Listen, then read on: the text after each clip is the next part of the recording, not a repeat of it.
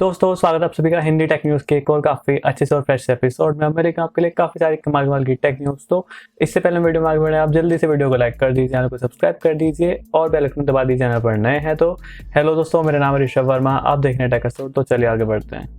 दोस्तों बात करें हमारी पहली टेक न्यूज़ की, तो यहाँ पर वो है टेस्ला की तरफ से। और जैसे आपको याद होगा जनवरी में टेस्ला ने एज अ कंपनी यहाँ पर रजिस्टर कर लिया है बेंगलुरु में, इंडिया के अंदर।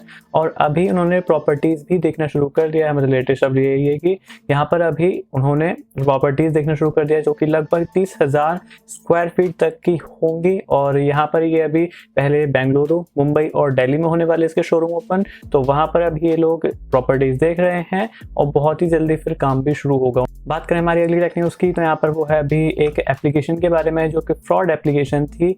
वैसे तो अभी गूगल ने उसे हटा दिया है अपने प्ले स्टोर के ऊपर से, पर यहाँ पर वो डेटा को चोरी करने का काम कर रही थी, जो कि फ्लिक्स ऑनलाइन करके एक एप्लीकेशन थी। जहाँ पर उसमें क्या था कि वो प्रॉमिस कर रही थी कि वो आपको नेटफ्लिक्स फ्री में दिखाएगी। यानी कि बहुत सारे लोग सोचते हैं कि किस तरीके से नेटफ्लिक्स की जो एपिसोड्स हैं या फिर किसी भी स्ट्रीमिंग एप्लीकेशन के एपिसोड्स हैं उनको फ्री में डाउनलोड किया जा सके या फिर स्ट्रीम भी किया जा सके। तो उसके लिए यहाँ पर अलग अलग जो डेवलपर होते हैं जिन्हें कोई ना कोई मतलब चोरी करनी है, वो ऐसी एप्लीकेशन डेवलप कर देते हैं। अभी ये एप्लीकेशन हटा दी गई है प्ले स्टोर पे से। यहाँ पर ये आपको फ्री में नेटफ्लिक्स तो नहीं दिखा रही थी, पर उसके अलावा ये व्हाट्सएप का सारा डेटा चोरी कर रही थी बैकग्राउंड के अंदर, जहाँ पर ये नोटिफिकेशन जो इनकमिंग नोटिफिकेशन है उनके ऊपर ध्यान दे रही थी, या इसके अलावा जो मैसेजेस सेंड किए जा रहे हैं मतलब व्हाट्सएप का डेटा के ऊपर अच्छे से नजर रख रही थी, इसे कलेक्ट कर रही थी। तो उस चीज़ के लिए ये चीज़ गूगल को पता चली, उन्होंने इस एप्लीकेशन को हटा दिया है अभी फाइनली।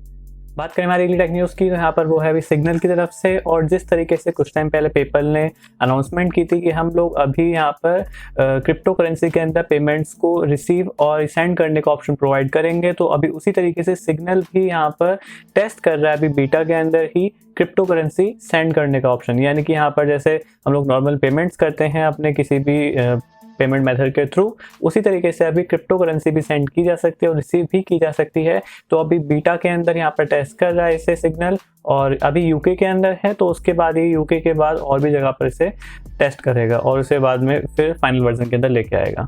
बात करें हमारी अगली टेक न्यूज़ की, तो वो आईआईटी दिल्ली की तरफ से है। अभी आईआईटी दिल्ली में एक डिवाइस को डेवलप किया गया है जिसकी हेल्प से डेंगू का जो यहाँ पर रिजल्ट, यानी कि अगर किसी को डेंगू होता है या नहीं भी होता है तो उसका टेस्ट के बाद में विद इन 1 आवर आपको रिपोर्ट्स मिल जाएगी कि उसको डेंगू है या नहीं है। मतलब काफ़ी एक अच्छी चीज़ है ये कि मतलब क्योंकि बहुत बड़ी ये बीमारी है। अभी वैसे तो कोविड चल रहा है फिलहाल, तो पर फिर भी डेंगू भी गर्मियों के साथ आ जाता है कि मतलब फैलने लगता है बीमारी ये वाली काफ़ी ज़्यादा और ख़तरनाक भी है। तो इसी वजह से 1 घंटे के अंदर आपको रिपोर्ट्स निकाल के दे देगी, तो ये काफ़ी अच्छी इनोवेशन है। बात करें हमारी अगली टेक न्यूज़ की, तो यहाँ पर फेसबुक की तरफ से, और फेसबुक का कोई भी प्लान्स नहीं है उन 53 करोड़ लोगों को उनका डेटा के बारे में नोटिफिकेशन भी देने का, मतलब कोई इरादा नहीं है, क्योंकि उसके अंदर काफ़ी सारे जो इंडियन यूज़र्स भी हैं, लगभग 60 लाख के आसपास इंडियन यूज़र्स हैं जिनका डेटा यहाँ पर बोल सकते हैं चोरी हुआ है, लीक हुआ है, जिसमें 53 करोड़ में से 60 लाख इंडियन यूज़र्स हैं। तो अभी उनको कोई नोटिफिकेशन नहीं दी है फेसबुक ने कि आपका डेटा लीक हुआ है, और आगे भी ऐसा कुछ करने का इरादा नहीं है। और ये बहुत ज़्यादा गलत चीज़ है, कम से कम अपने एंड से बता देना चाहिए। बेशक यहाँ पर ये चीज़ ओपन होके आ चुकी है कि यहाँ पर डेटा लीक हुआ है, बहुत सारे लोग यूज़र्स का डेटा गया है, पर उसके बाद भी यहाँ पर फेसबुक ने कोई चीज़ नहीं बोली है, उसको कोई प्लान भी नहीं है कि आगे उस चीज़ को यहाँ पर बताया जाए। बात करें हमारी अगली टेक न्यूज़ की, तो यहाँ पर अभी रियलमी की तरफ से है, जो कि रियलमी के C सीरीज़ के और भी स्मार्टफोन्स लॉन्च हो चुके हैं, जिसके अंदर यहाँ पर C20 है, C21 है और C25 है। अगर बात करें इनके स्पेसिफिकेशंस की, तो मैं साथ में बता देता हूँ तीनों के।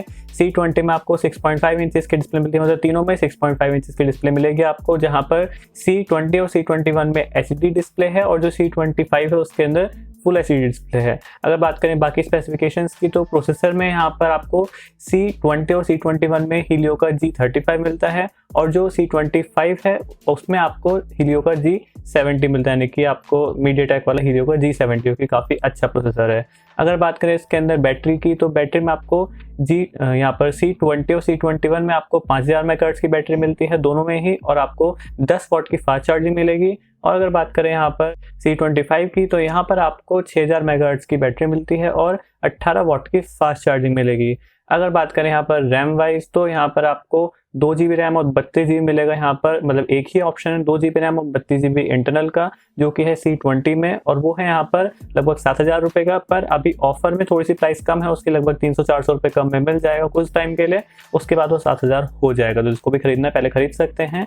इसके अलावा बात करें यहाँ पर अगले स्मार्टफोन C21 की, तो उसके अंदर आपको यहाँ पर 3 GB रैम और 64 GB इंटरनल का ऑप्शन मिलता है। और ये जो आपको मिलेगा 3 GB रैम 32 GB इंटरनल पहला ऑप्शन है, दूसरा है 3 GB RAM 64 GB internal.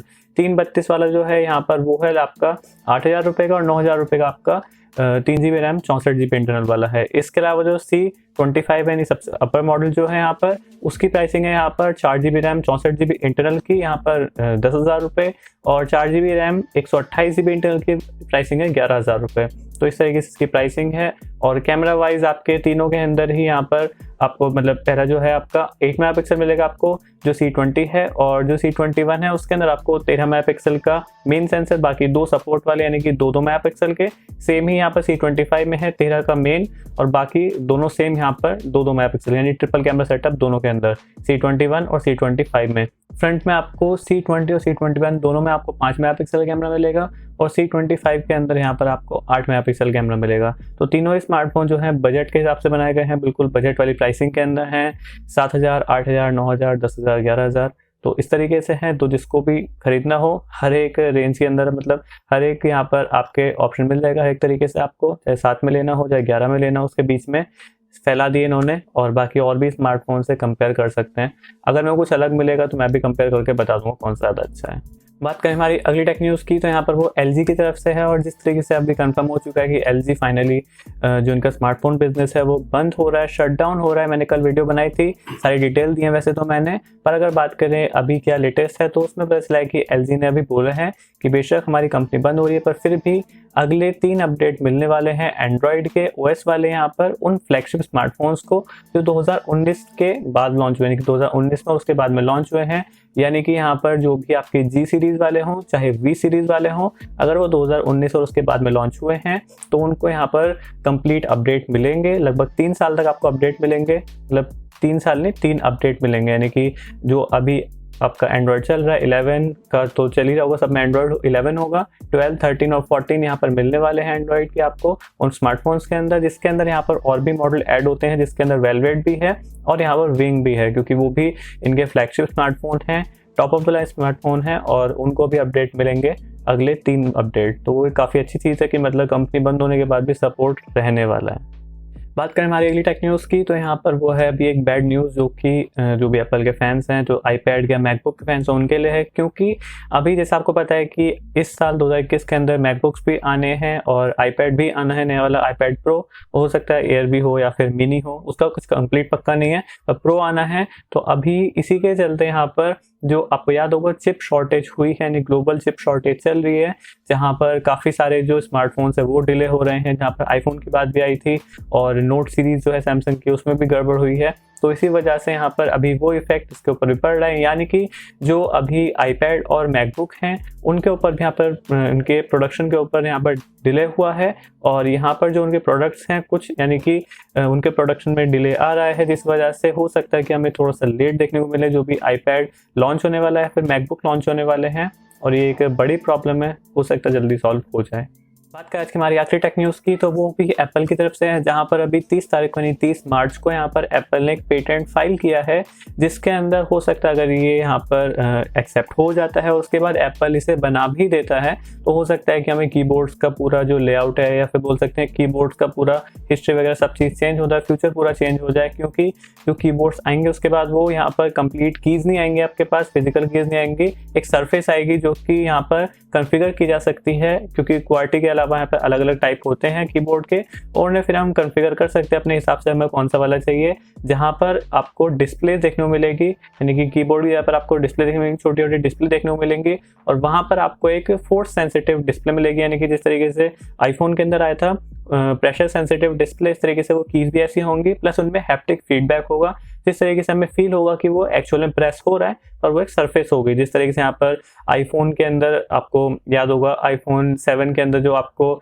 Touch ID मिलता है, उसके अंदर आपको कोई एक्चुअल बटन नहीं मिलता। वहां पर आप अगर टैप करते हैं तो फील होता है कि दब रहा है वो यहाँ पर, क्योंकि ऐसा हैप्टिक फीडबैक होता है कि वो ऐसा हमें फील होता है, पर वहां पर कोई बटन नहीं है, कोई की नहीं है, फिजिकल की नहीं है। तो इसी वजह से इसी तरीके का कॉन्सेप्ट उनका ये है इस पेटेंट के अंदर कि कीबोर्ड्स के अंदर यानी कि लैपटॉप या फिर आपके नॉर्मल कीबोर्ड्स में से उस लेआउट को हटा दिया जाए, कीज को हटा दिया जाए और वहां पर एक आपको सरफेस मिले, सिंपल आपकी जो कि प्लेन सरफेस होगी, वहां पर आपकी डिस्प्ले होंगी, जिसे कि आप लोग चेंज कर सकते हैं अपने हिसाब से किस तरीके से चाहिए आपको, कौन सा वाला टाइप चाहिए कीबोर्ड का। और देखते हैं ये चीज़ एक्सेप्ट होती है और आती है एक्चुअल में या नहीं आती है, वो तो पता चलेगा। तो बस आज की वीडियो में इतना ही। मुझे उम्मीद है आपको वीडियो पसंद आई होगी और सारी चीज़ समझ में आ गई होंगी। टेक न्यूज़ नंबर 131 खत्म होती है। वीडियो देखने के लिए धन्यवाद। वीडियो को लाइक कीजिए, शेयर कीजिए, चैनल को सब्सक्राइब कीजिए। अब मैं मिलता हूँ आपसे अपने नेक्स्ट वीडियो में, तब तक के लिए नमस्ते।